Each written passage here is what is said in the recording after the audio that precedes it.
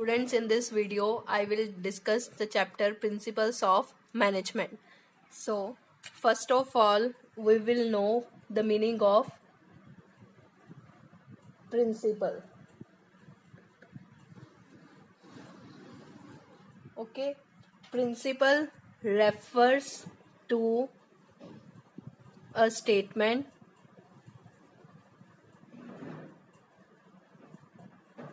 Principles refers to a statement which reflects truth. Okay, principle अब क्या है? एक स्टेटमेंट है जो हमें एक सच के बारे में बताता है। जैसे कि आपने सुना होगा लॉ ऑफ ग्रेविटेशनल पुल है कि जब भी एप्पल या कोई भी चीज आप ऊपर थ्रो करोगे तो due to the gravitational force of earth that will come down. तो ये एक स्टेटमेंट है जो हमें एक सच के बारे में बताता है। अब now the next is management principles.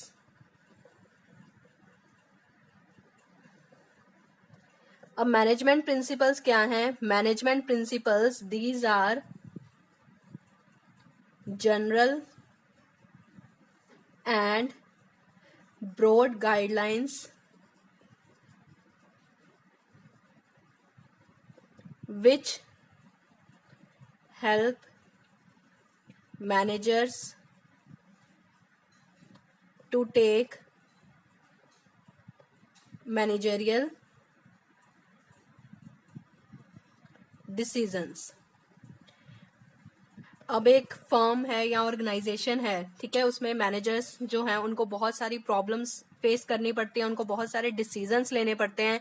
तो मैनेजमेंट प्रिंसिपल्स जो हैं वो एक गाइडलाइन का काम करते हैं जो मैनेजर को हेल्प करते हैं डिसीजंस लेने में या कोई प्रॉब्लम का सोल्यूशन कैसे निकालना है। तो these are the general and broad guidelines which help managers to take managerial decisions. So management principles are the general and broad guidelines which help managers to take managerial decisions. एक manager को during उसकी job बहुत सारे decisions लेने पड़ते हैं, तो ये जो है वो एक गाइडलाइन का काम करते हैं जो हेल्प करते हैं मैनेजर्स को कि कैसे डिसीजन लेने हैं, कैसे प्रॉब्लम्स को फेस करना है। तो अब हम नेक्स्ट टॉपिक पढ़ेंगे features of management principles. Now we will do features of management principles.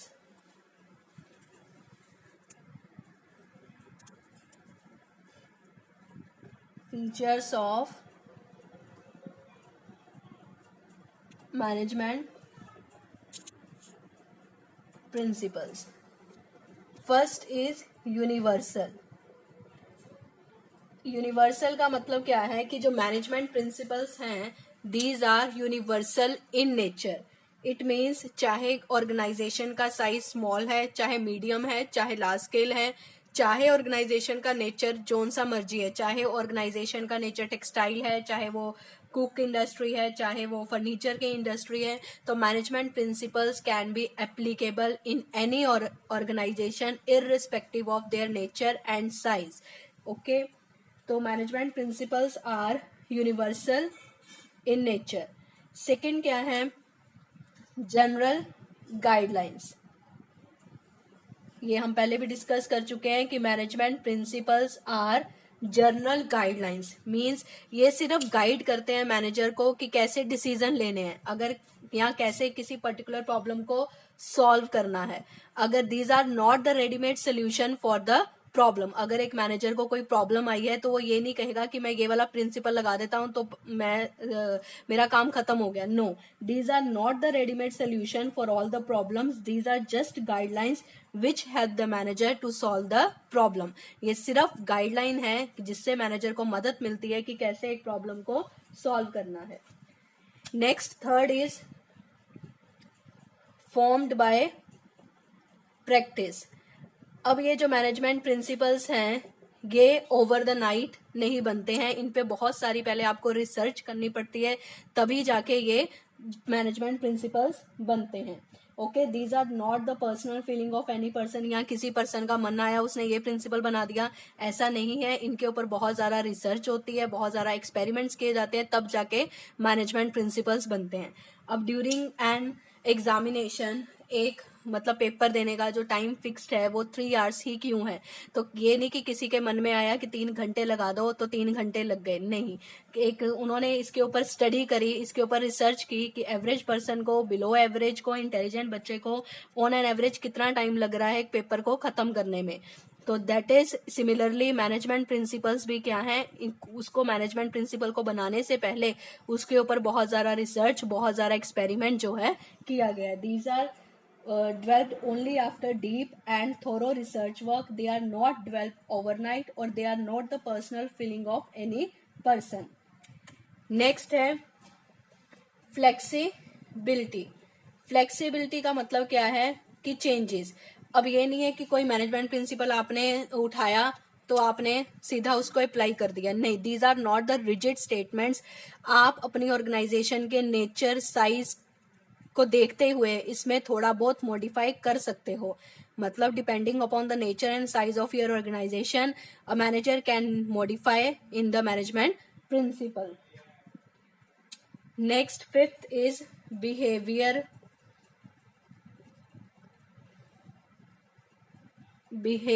In nature. अब ये मैनेजमेंट प्रिंसिपल्स क्या हैं? अगर आप अपनी ऑर्गेनाइजेशन में मैनेजमेंट प्रिंसिपल्स लगा रहे हो तो नेचुरली हर काम सिस्टमेटिकली होगा।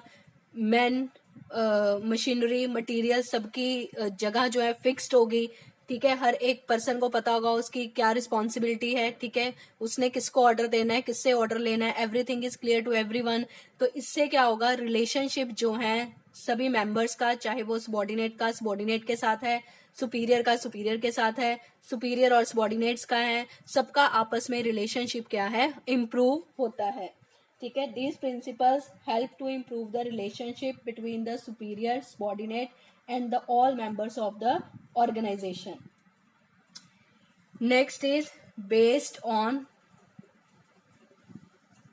cause and effect, based on cause and effect relationship, ठीक है। Management principles are based on cause and effect. That means these principles tell us if a particular principle is applied in a situation, what might be the result. तो अगर हमें ये based on cause effect है कि अगर हम ये वाला प्रिंसिपल लगाएंगे तो इसका क्या रिजल्ट आएगा। जैसे अगर आप डिवीजन ऑफ लेबर एक प्रिंसिपल है वो लगाओगे तो ऑर्गेनाइजेशन में क्या रिजल्ट आएगा, कॉज एंड इफेक्ट रिलेशनशिप के ऊपर ये बेस्ड है। The next is contingent. Contingent means dependent. अब ये जो मैनेजमेंट प्रिंसिपल्स हैं, these are dependent upon the situations that exist in the organisation. These depend upon the nature, size and type of the organisation. जब भी management principal लगाने हैं तो आप इसको अप्लाई करोगे according to the nature, size and type of the organisation. For example, इसमें एक जैसे प्रिंसिपल है टीम स्पिरिट का। टीम स्पिरिट का एक प्रिंसिपल है, अगर आपकी ऑर्गेनाइजेशन में बहुत सारे पर्सन्स इन्वॉल्व हैं, ठीक है, तो आप टीम स्पिरिट का प्रिंसिपल लगाओगे। अगर एक ही पर्सन है या 2 पर्सन्स हैं या एक ही पर्सन है तो उसमें आप ये टीम स्पिरिट का प्रिंसिपल नहीं लगा सकते। तो कंटिंजेंट मतलब management principles, their application depends upon the nature, size and type of the organisation. For example, principle of team spirit is very important for an organization where work is carried out by group. But if the work is carried out by only single person, then there is no, this principle team spirit will not be applicable. So these are the features of management principles. Now we will move next, importance of management principles.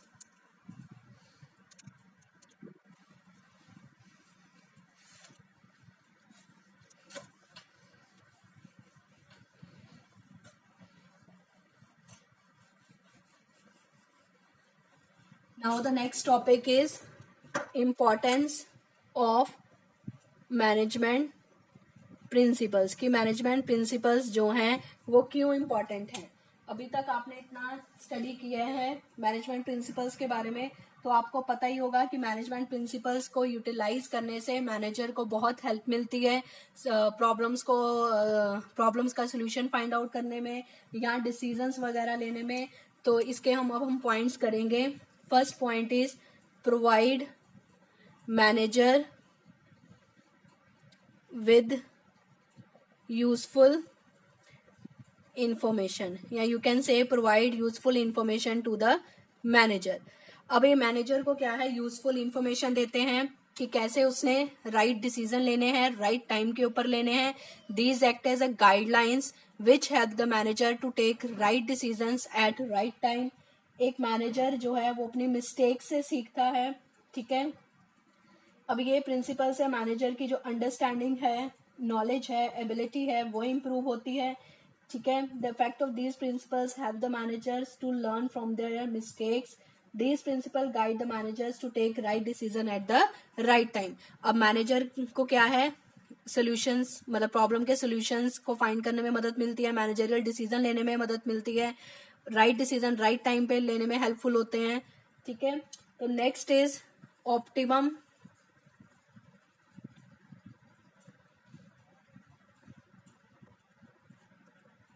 Optimum utilisation of resources. अब इसका meaning क्या है कि अगर आप management principles organisation में लगा रहे हो तो मैन, मटेरियल, मशीनरी सबका अच्छे ढंग से यूटिलाइजेशन होगा। जो मैनेजर है वो क्या करेगा, ये मैनेजमेंट प्रिंसिपल्स इस ढंग से डिजाइन होते हैं कि आप जो है वो मैक्सिमम बेनिफिट लोगे, मैक्सिमम यूटिलाइजेशन ऑफ रिसोर्सेज करके। इट मीन्स कि आप जो है मैन और मटेरियल की सिस्टमेटिक ऑर्गेनाइजेशन होगी, रिसोर्सेज जो हैं सारे अच्छे ढंग से यूटिलाइज होंगे, वेस्टेज ऑफ रिसोर्सेज बिल्कुल नहीं होगी। तो these management principles help the manager to utilise the resources in an effective and efficient way. Next is scientific decisions. इसमें आप ये लिख सकते हो कि मैनेजमेंट प्रिंसिपल्स जो हैं help the managers to take scientific decisions. Manager को बहुत सारे डिसीजन लेने पड़ते हैं, तो जो भी वो डिसीजन लेता है उसकी जो अप्रोच होती है वो साइंटिफिकली होती है। वो अपनी विल से, अपनी मर्जी से कोई डिसीजन नहीं लेता कि जो उसके मन में आया उसने वो डिसीजन ले लिया। नो, उसके पीछे वो लॉजिक साइंटिफिकली कुछ सोचता है तो जाके वो एक डिसीजन लेता है। These principles enable the manager also to approach various problems systematically and scientifically. वो बहुत सारी प्रॉब्लम्स को सिस्टमेटिकली और साइंटिफिकली सोचता है और साइंटिफिकल डिसीजन लेता है। Next is meeting changing business environment. अब आपको पता है कि बिजनेस का इंटरनल इन्वायरमेंट होता है कि एक्सटर्नल। एक्सटर्नल में लॉ आ गए, पॉलिटिक्स आ गया। बिजनेस इन्वायरमेंट के बारे में आप नेक्स्ट चैप्टर में स्टडी करोगे। अभी सिर्फ इतना ही है कि एक बिजनेस है, उसके बाहर के इन्वायरमेंट में बहुत सारे चेंजेस होते हैं। अगर एक बिजनेस उन चेंजेस को अपने इंटरनल इन्वायरमेंट में अडेप्ट नहीं करता तो वो सक्सेसफुली रन नहीं कर सकता। जैसे पहले अब जीएसटी की बुक्स आई हैं, अगर हर ऑर्गेनाइजेशन जीएसटी के अकॉर्डिंग बुक्स नहीं मेंटेन कर रही तो वो क्या होगा, वो सर्वाइव कर पाएगी मार्केट में? नो। तो बिजनेस इन्वायरमेंट में जो चेंजेस आती हैं, the manager have to implement that changes in the internal environment of the organisation. So these principles of management help the manager to implement the changes in right direction at right level in the organization. Okay, तो ये principles जो है manager को help करते हैं कि वो changes जो है वो ऑर्गेनाइजेशन में इम्प्लीमेंट की जा सके। Next is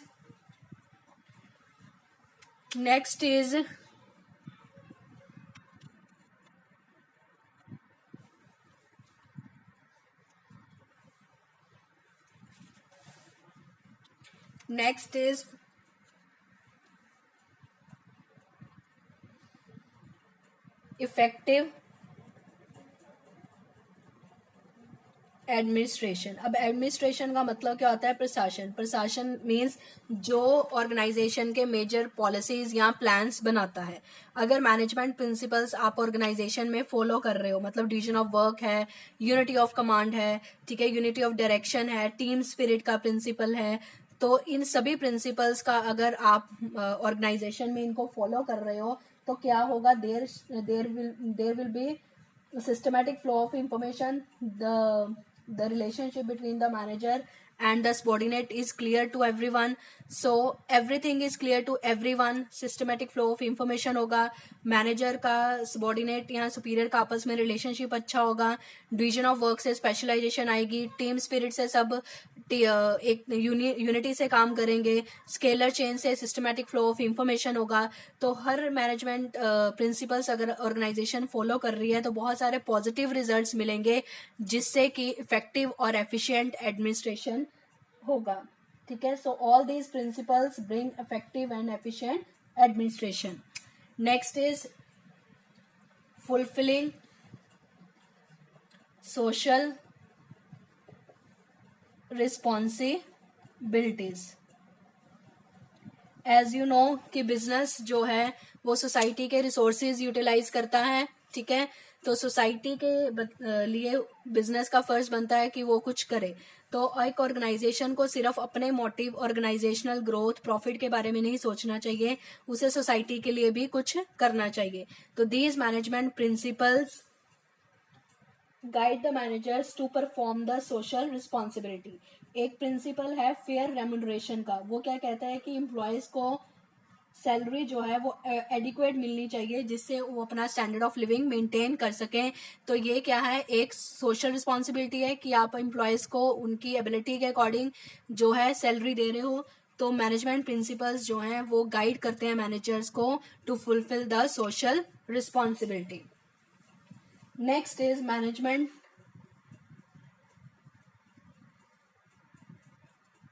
training, education and research. अब ये मैनेजमेंट प्रिंसिपल्स जो हैं, these act as a base for doing further research and development in management studies. अब ये मैनेजमेंट प्रिंसिपल्स जो हैं वो एक बेस का काम करते हैं, इनके ऊपर हम इनका बेस बनाकर फर्दर रिसर्च वगैरह कर सकते हैं मैनेजमेंट की फील्ड में।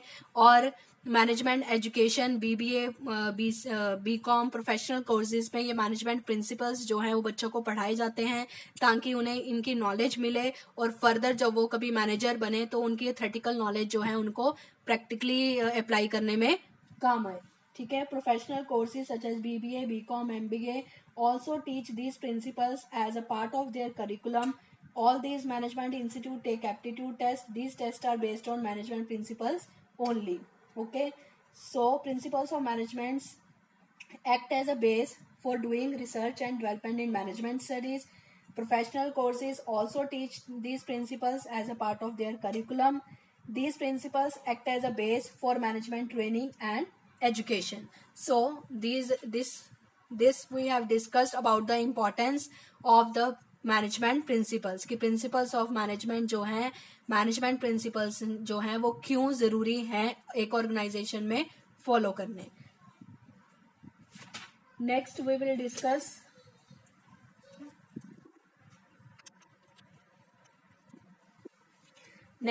Discuss the principles. There are various principles. Now we will discuss that.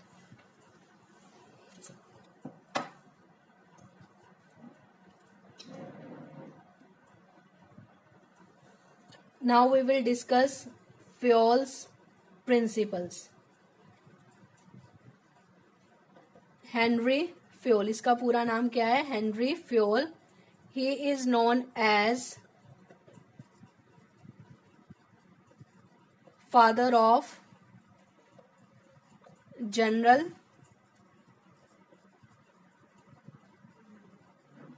Management. अब ये जो हेनरी फ्योल था ये फ्रांस में इसका जन्म हुआ 1841 में। उसने माइनिंग इंजीनियरिंग में डिग्री ली और वो एक कंपनी में लगा।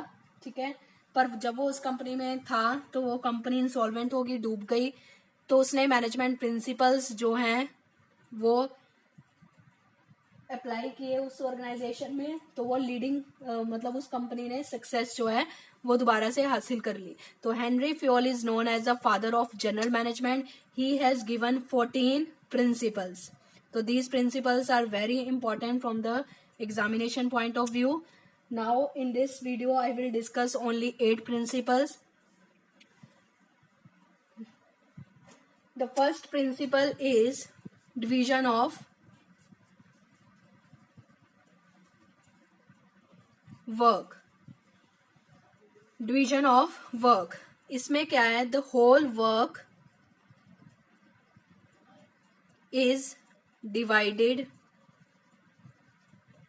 into small units called jobs. पूरे काम को हम छोटे छोटे पार्ट्स में यूनिट्स में डिवाइड कर देंगे, जिसको आप क्या बोलते हो? जॉब. उसके बाद jobs are given to each person according to their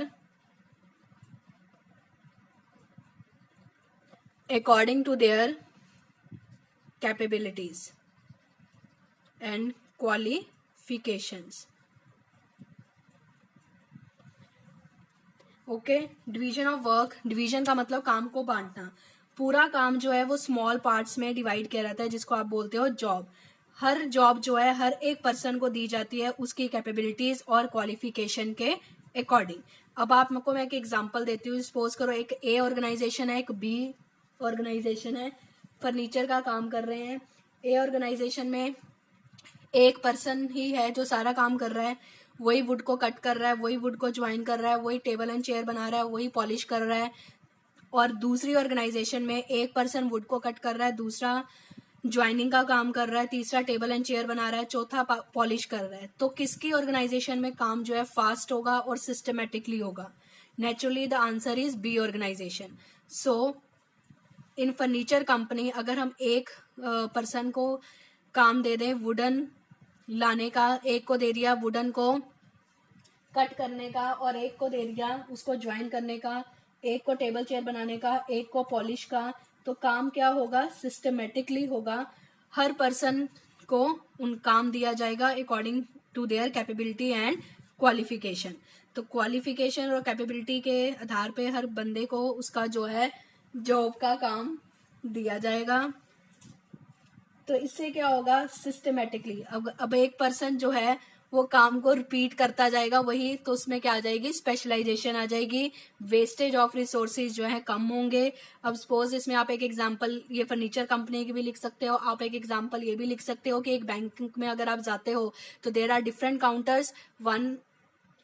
one is for cash, one is for making entry in passbook, one is for giving loan, one is doing FD. So work is divided and the bank operates efficiently. तो इससे क्या होगा कि पूरे काम को जब आप स्मॉल पार्ट्स में डिवाइड कर दोगे और हर काम जो है वो एक डिफरेंट पर्सन को दोगे depending on their capabilities and qualification, तो वो पर्सन जो है उस काम को, उस हिस्से को बार बार रिपीट करता जाएगा और उससे क्या हो जाएगी? स्पेशलाइजेशन आएगी. ठीक है. According to this principle, the whole work is divided into small units.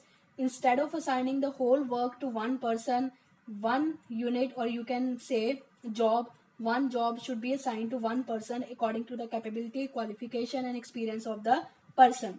When a person is performing the job again and again, he will become perfect and specialized in doing that, and the efficiency level will improve.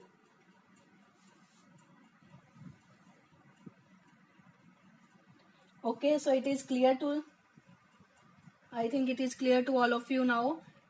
अब इसके positive effect क्या होंगे? Efficiency improve होगी. Naturally अगर एक person बार बार वही काम करता जाएगा तो वो एक्सपर्ट हो जाएगा, तो उससे एफिशिएंसी इंप्रूव होगी. हर काम जो है हर पर्सन को उसकी क्वालिफिकेशन, उसकी कैपेबिलिटीज के अकॉर्डिंग दिया जाएगा, जिससे स्पेशलाइजेशन होगी. ठीक है. तो ये डिवीजन ऑफ वर्क था. Now we will move on second principle, that is authority and responsibility.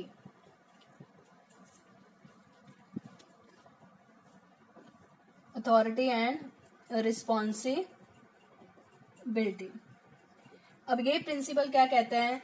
Authority का मीनिंग क्या है? पावर टू टेक डिसीजंस, और रिस्पॉन्सिबिलिटी का मतलब क्या है? An obligation to perform the given task. ठीक है, अथॉरिटी का मतलब क्या है? डिसीजन लेने की पावर होना किसी पर्सन में। रिस्पॉन्सिबिलिटी का मतलब क्या है? कि आपकी एक ड्यूटी होती है कि अगर आपको कोई काम सौंपा गया है तो आपकी एक ड्यूटी बन जाती है उसको करने का, दैट इज रिस्पॉन्सिबिलिटी। तो ये प्रिंसिपल क्या कहता है? देयर शुड बी पैरिटी, और यू कैन से there should be parity between authority and responsibility. Parity means equal, or you can say the authority should be equal to the responsibility. Or you can say responsibility is equal to the authority. There must be a balance between the authority and responsibility. ठीक है, अगर access of, अगर कोई भी इनमें से ज्यादा हो जाता है, अगर अथॉरिटी ज्यादा है और रिस्पॉन्सिबिलिटी कम है, ठीक है, तो भी आपके नेगेटिव रिजल्ट्स आएंगे। अगर आपके पास रिस्पॉन्सिबिलिटी ज्यादा है और अथॉरिटी कम है तो आप एक गिवन टास्क को पूरा नहीं कर सकते हो। फॉर एग्जाम्पल, अगर एक वर्कर को रिस्पॉन्सिबिलिटी दी गई है कि 1 वीक में उसने 1000 यूनिट्स जो है मैन्युफैक्चर करने हैं, ठीक है। अब ये क्या है? उसको रिस्पॉन्सिबिलिटी दी गई है एक काम की कि उसने एक हफ्ते में कितने यूनिट्स मैन्युफैक्चर करने हैं? 1000। But he has no authority, उसको कोई अथॉरिटी नहीं दी गई फॉर परचेजिंग रॉ मटेरियल, मतलब रॉ मटेरियल को खरीदने के रिगार्डिंग कोई भी डिसीजन लेने की उसको अथॉरिटी नहीं दी गई, तो क्या वो अपना काम पूरा कर पाएगा? नो। तो रिजल्ट क्या होगा? Non completion of the task, non completion of the given task. So this principle says that सबसे पहले आपको अथॉरिटी का मीनिंग लिखोगे, रिस्पॉन्सिबिलिटी का मीनिंग लिखोगे, फिर आप लिखोगे there must be balance between the authority and responsibility. Excess of authority without matching responsibility may bring negative results, and excess of responsibility without matching authority will not allow the worker to complete his job on time. So there should be parity between authority and responsibility for better results. और उसके बाद आप ये क्या है? Example लिख सकते हो। ठीक है, अगर किसी पर्सन के पास रिस्पॉन्सिबिलिटी, उसको मतलब उसने काम कम करना है पर उसके पास पावर बहुत ज्यादा है, तो नेचुरली वो पावर का मिसयूज करेगा। ठीक है, सिमिलरली अगर आपको रिस्पॉन्सिबिलिटी है पर अथॉरिटी नहीं दी गई कोई डिसीजन लेने की, तो काम जो है वो कंप्लीट नहीं होगा। So there should be a balance, और there should be equality between the authority and the responsibility. Now we will discuss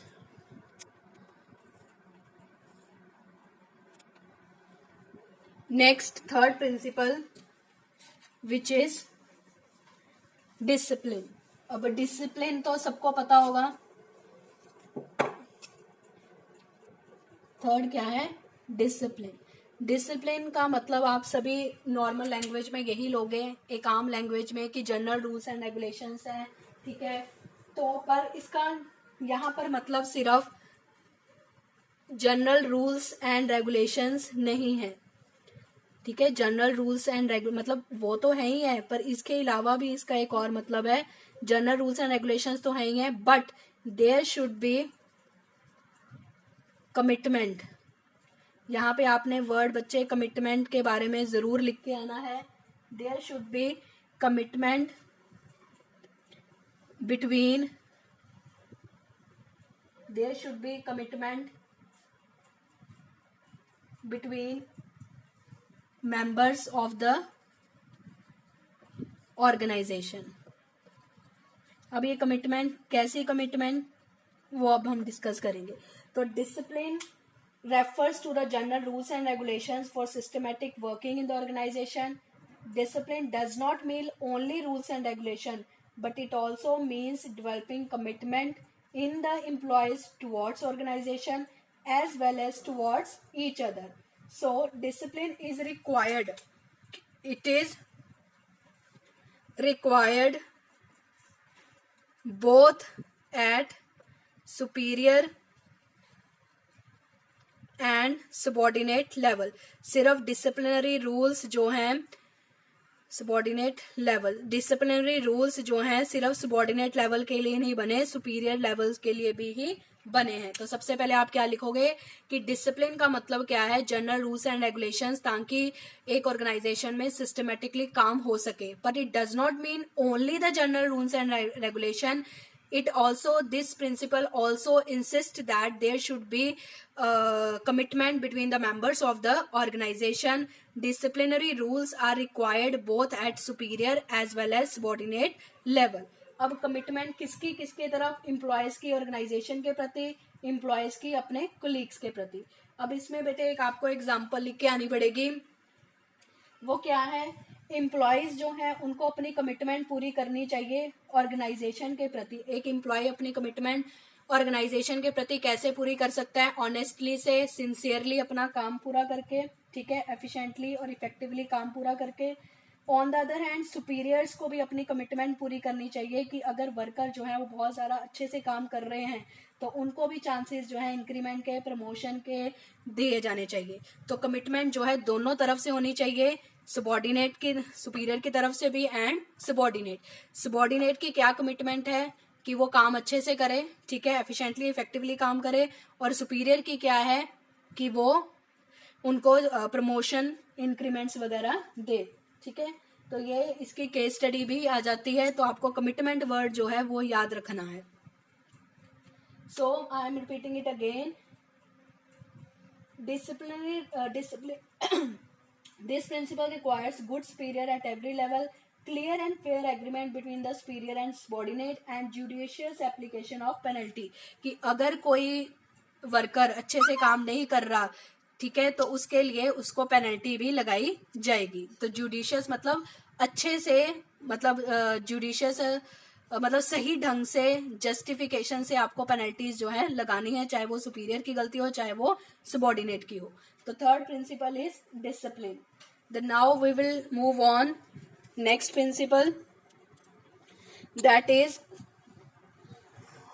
unity of command. These principles are very important. या तो ये बच्चे डायरेक्ट आते हैं या फिर इनके ऊपर केस स्टडी बन के आती है. Next is unity of command. Unity of command क्या कहता है, an employee should receive orders from one boss only at one time.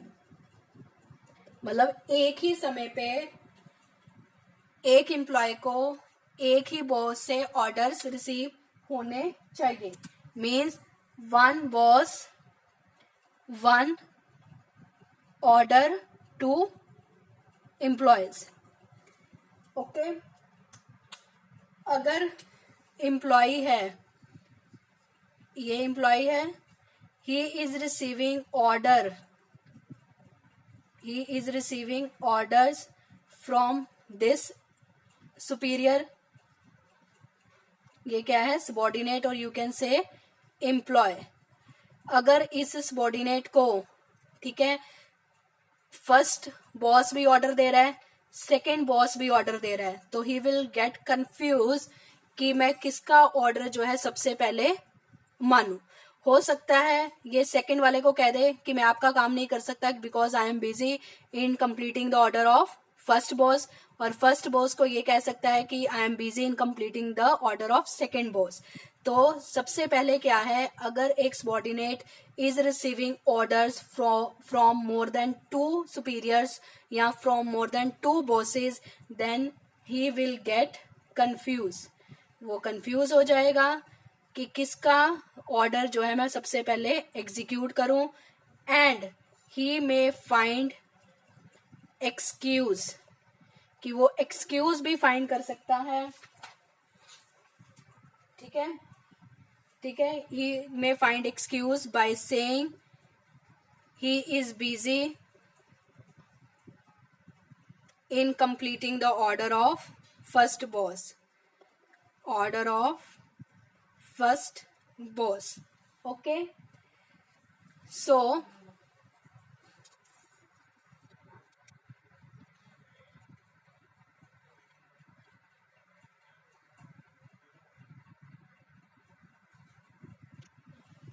Unity of command क्या कहता है? One employ should get order from one boss only. If a person is receiving orders from more than one boss, then he will get confused and will not be able to understand that whose order must be executed first. And on the other hand, if employee is receiving orders from more bosses, he get chance to give excuses by saying that he was busy in executing the order of other boss. To avoid confusion, to give no chance of excuse to employee, the order must come from one boss only. If there are more bosses, it can create problem of ego clash among the superiors, as every superior wants his order to be executed by the employee. अब आप इसमें ये लिख के आओगे कि unity of command का मतलब क्या है. An employee should receive order from one boss only at one given time. If he is receiving orders from more than two boss or superior, he will get confused, or he may get an excuse. He may find a new excuse by saying that he is busy in completing the order of first boss. Third क्या है? अब इन boss में भी क्या हो जाएगा? Ego clash आ जाएगा कि वो कहेगा जी मेरा ऑर्डर पूरा करो, ये कहेगा कि मेरा ऑर्डर पूरा करो. इसमें आप एग्जांपल दे सकते हो. एक एम्प्लॉय जो है प्रोडक्शन डिपार्टमेंट का, उसको प्रोडक्शन मैनेजर कह रहा है कि तू स्लो चल ताकि हम क्वालिटी ऑफ मटेरियल प्रोवाइड कर सके. और जो सेल डिपार्टमेंट का सेल मैनेजर है उसको बोल रहा है कि जल्दी से प्रोडक्शन का काम फास्ट करो ताकि हम पेंडिंग ऑर्डर्स को कंप्लीट कर सके. तो in this situation the employee will get confused as to whose instruction must be followed by him. तो यूनिटी ऑफ कमांड क्या कहता है कि वन बॉस होना चाहिए जो ऑर्डर दे. अगर दो से ज्यादा मतलब एक से ज्यादा बॉसेस होंगे तो नेचुरली कंफ्यूजन भी होगा, और जो सबॉर्डिनेट है उसको एक्सक्यूजेस भी मिल जाएंगे काम ना करने के. और मोर ओवर ईगो क्लैश भी हो सकती है बॉसेस में कि मेरा ऑर्डर पहले पूरा किया जाए, मेरा ऑर्डर पहले पूरा किया जाए. Okay, now we will move on.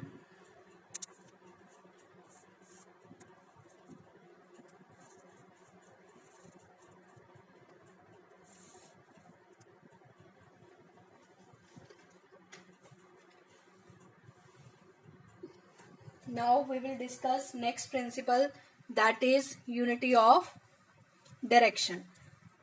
Earlier we have discussed unity of command. Now we will discuss unity of direction. This is fifth principle. Unity of direction. It says that there must be one plan for one unit. ठीक है, one unit अगर एक ही organisation है तो उसका एक ही plan होना चाहिए. अगर एक ऑर्गेनाइजेशन में बहुत सारे डिफरेंट डिपार्टमेंट्स हैं, that different departments are treated as different units, तो हर यूनिट का अपना एक प्लान होना चाहिए. Okay, according to this principle one unit means one plan, that is the efforts of all the members and employees of the organization must be directed towards one direction, that is achievement of common goal. अब ये क्या कहता है कि one unit one plan, one unit one plan, कि एक organisation के सभी एम्प्लॉयज जो हैं उनको एक ही डायरेक्शन में काम करना चाहिए. और वो डायरेक्शन क्या है? To achieve common goal. अगर उनकी डायरेक्शंस डिफरेंट होंगी, एक एम्प्लॉय इस डायरेक्शन में जा रहा है, दूसरा एम्प्लॉय तीस डायरेक्शन इन द सेंस कि वो उसका अपना गोल है, इसका अपना गोल है, इसका अपना गोल है, इसका अपना गोल है, तो ऑर्गेनाइजेशन सक्सेस हासिल नहीं कर सकती। सभी की डायरेक्शन जो है वो एक ही तरफ होनी चाहिए, that is the members, the efforts of all the members and employees of the organization, the efforts of all the employees or the efforts of all the members of the organization must be directed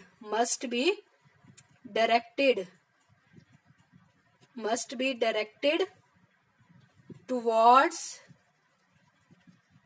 one direction. You will not write this, you will write this, one direction. ठीक है, the efforts of all employees and members of the organization must be directed towards one direction, that is achievement of organization goal or common goal.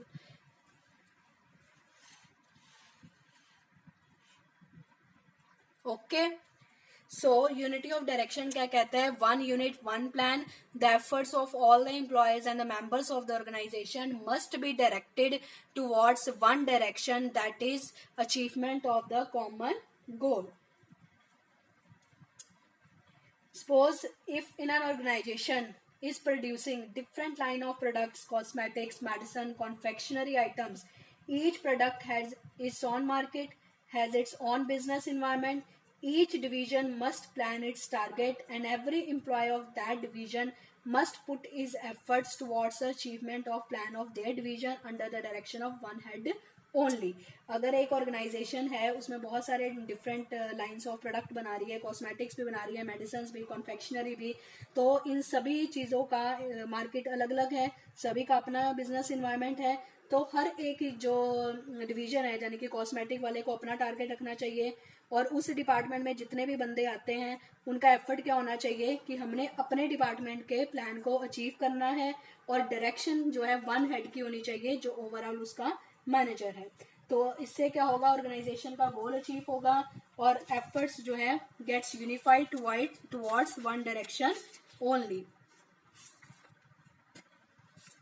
So unity of command क्या कहता है, one boss one order. Unity of direction क्या कहता है, one unit means one plan. Each department and a group having common objective must have one head and one plan only. Okay, तो unity of command क्या कहता है, command one boss one subordinate. Unity of direction क्या कहता है, one unit one plan. Okay,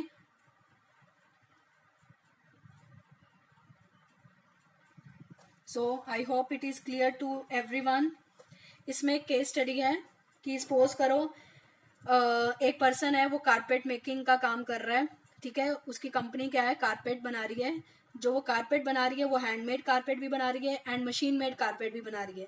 तो बहुत ज़्यादा ओवरलैपिंग ऑफ एक्टिविटीज हो रही हैं, मतलब एक्टिविटीज बहुत ज़्यादा मिक्स हो रही हैं। So the production manager advise that there should be two separate division for both of them wherein each division should have its own in charge plans and execution। कि दो डिपार्टमेंट बना दो, दो डिविजन्स कर दो, हर एक डिवीजन का अपना इंचार्ज, अपना प्लान और अपनी एग्जीक्यूशन होनी चाहिए। मतलब वन यूनिट वन डिपार्टमेंट या one organisation having one plan. तो ये कौन सा प्रिंसिपल है, unity of direction. Now we will do next principle, subordination of individual interest.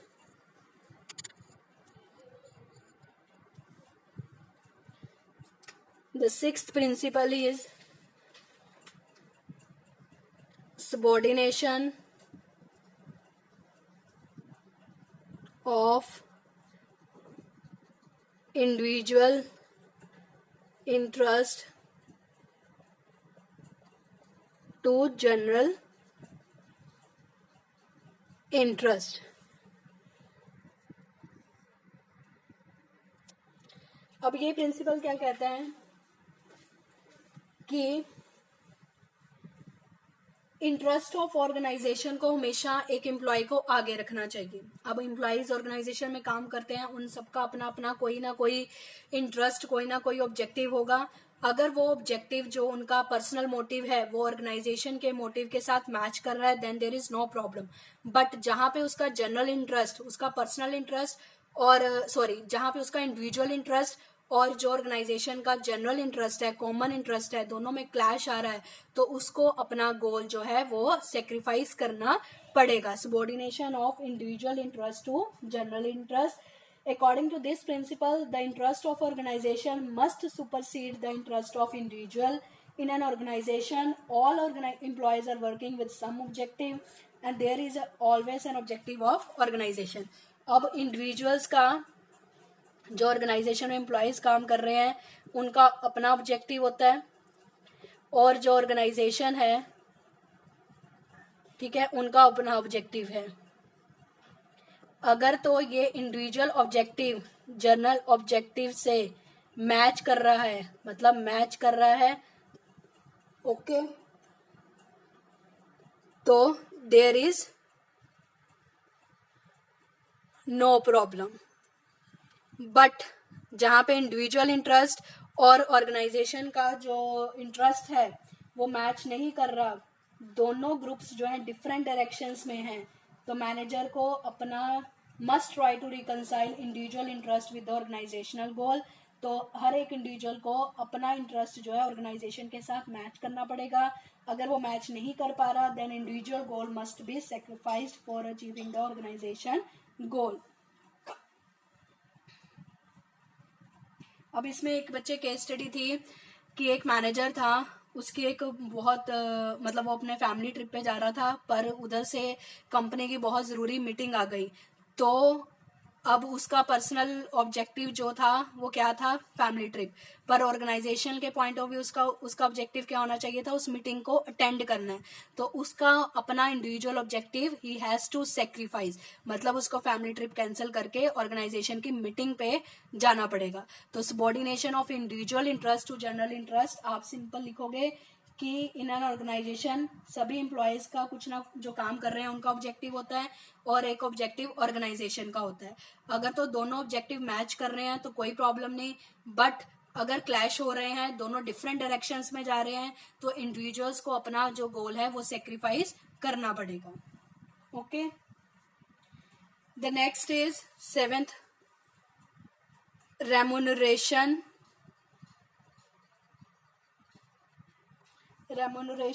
of persons. अब ये क्या कहता है कि एक ऑर्गेनाइजेशन में जितने भी एम्प्लॉयज काम कर रहे हैं they should be fairly paid, उनको सही जो है सैलरी मिलनी चाहिए. The salary should be paid according to their abilities. अगर उनको सैलरी उनके अकॉर्डिंग नहीं मिल रही, वो अंडर पेड हैं, तो वो ऑर्गेनाइजेशन में ज्यादा देर के लिए टिकेंगे? नो. अंडर पेड हैं तो उनको क्या होगी, एम्प्लॉयज को डिससेटिस्फैक्शन होगी, जिससे वो ऑर्गेनाइजेशन को लीव भी कर सकते हैं. ठीक है, अगर कोई एम्प्लॉय जो है वो अंडर पेड है तो उसको डिससेटिस्फैक्शन होगी, जिससे वो ऑर्गेनाइजेशन को छोड़ के जा सकता है. तो ये एक ऑर्गेनाइजेशन के all the employees in the organization must be paid fairly or adequately to give the maximum satisfaction. अब ये फेयर वेज क्या है बच्चे? हम कहते हैं कि फेयर वेज जो है वो मिलनी चाहिए एक एम्प्लॉय को. फेयर वेज क्या है?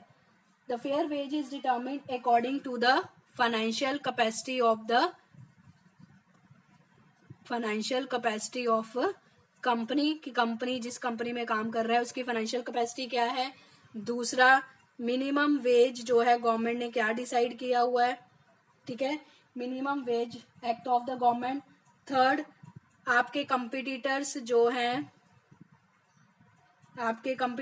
जो हैं वो क्या फेयर सैलरी अपने एम्प्लॉयज को दे रहे हैं. तो रेम्यूनरेशन ऑफ पर्सन्स में आप क्या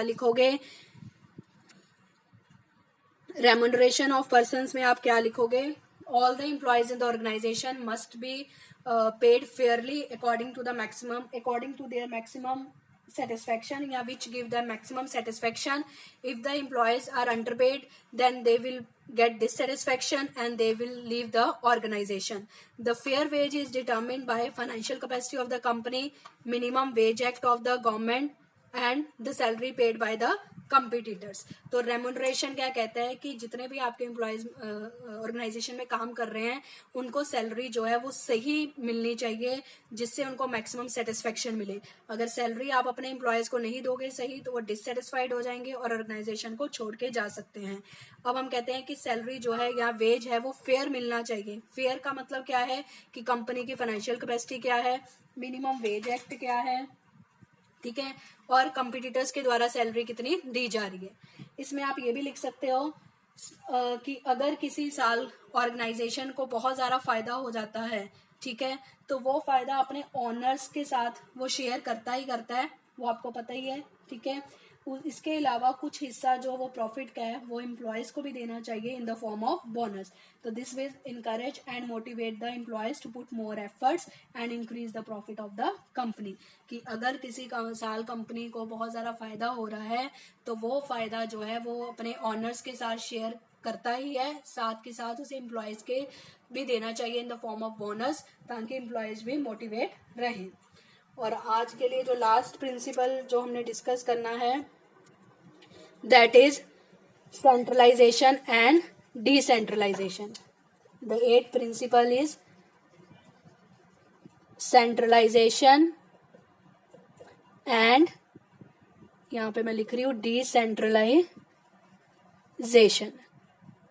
ठीक है, सेंट्रलाइजेशन का मतलब क्या है, कंसर्न पावर या कंसंट्रेशन ऑफ अथॉरिटी, पावर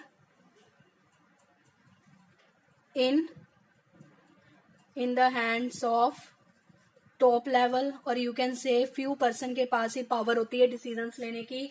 ठीक है, सेंट्रलाइजेशन मीन्स कि सारी की सारी authority to take decisions is kept with the top level. कि जो सबॉर्डिनेट्स हैं उनको हर काम टॉप लेवल से पूछ के ही करना पड़ेगा. सारी की सारी पावर है या कंसंट्रेशन ऑफ अथॉरिटी है is in the hands of top level only. ठीक है, डिसेंट्रलाइजेशन का मतलब क्या है, distribution of authority,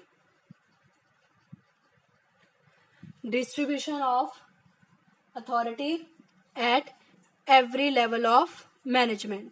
Means power to take decision is dispersed at every level of management. Okay, अब एक कंपनी एक सेंट्रलाइज्ड भी हो सकती है, डिसेंट्रलाइज्ड भी हो सकती है. ठीक है, depending upon the situation. But Fayol का कहता है कि ना ही कंपनी को पूरा सेंट्रलाइज होना चाहिए ना ही कंपनी को पूरा डिसेंट्रलाइज होना चाहिए. जो मेजर प्लान एंड पॉलिसीज हैं, जो मेजर डिसीजंस है वो टॉप लेवल ले, और जो रूटीन का नेचर के काम है उनके रिगार्डिंग डिसीजन जो है वो सबॉर्डिनेट्स को देने की परमिशन होनी चाहिए. ठीक है, the major decisions and activities of setting up organisation goals, plans, policies, strategies can be centralise. Means top level के पास हो सकता है, but there can be a policy of decentralisation for the activities of routine work such as purchase of raw material, fixing targets of worker etcetera. Okay, अगर आपको लगता है कि आपकी ऑर्गेनाइजेशन के एम्प्लॉयज एफिशिएंट हैं, डिसीजन लेने के योग्य हैं, तो आप डिसेंट्रलाइज अडॉप्ट कर सकते हो. पर अगर आपकी ऑर्गेनाइजेशन के एम्प्लॉयज काबिल नहीं हैं तो आप सेंट्रलाइज्ड ही रहोगे.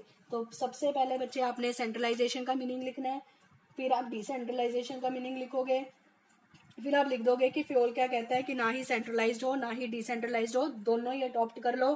कि जो मेजर डिसीजंस लेने हैं वो सेंट्रलाइज्ड कर दो और जो रूटीन के काम है वो डिसेंट्रलाइज कर दो. दूसरा आप ये कह सकते हो कि अगर एक स्मॉल ऑर्गेनाइजेशन है तो वो सेंट्रलाइज्ड तरीके से भी हो सकती है, पर अगर बड़ी कंपनी है तो वहां पे एक ही बंदा सारे काम नहीं कर सकता, वहां पे आपको डिसेंट्रलाइज टेक्निक अपनानी ही पड़ेगी. सेकंड पॉइंट आप ये लिख सकते हो कि एम्प्लॉयज अगर इनएफिशिएंट है, एम्प्लॉयज काबिल नहीं है तो सेंट्रलाइजेशन, अगर एम्प्लॉयज काबिल है तो डिसेंट्रलाइजेशन कर सकते हो. ओके, सो अभी तक हमने 8 प्रिंसिपल डिस्कस करे हैं. The first is division of work, second is authority and responsibility, third is discipline, fourth is unity of command, fifth is unity of direction, sixth is subordination of individual interest to general interest, and seventh is remuneration, and eighth is centralization and decentralization. Hope you all understand the all the 8 principles, and in next video I will discuss the remaining 8 principles, and there is also Taylor's principles and techniques which we will discuss later on. So thank you students.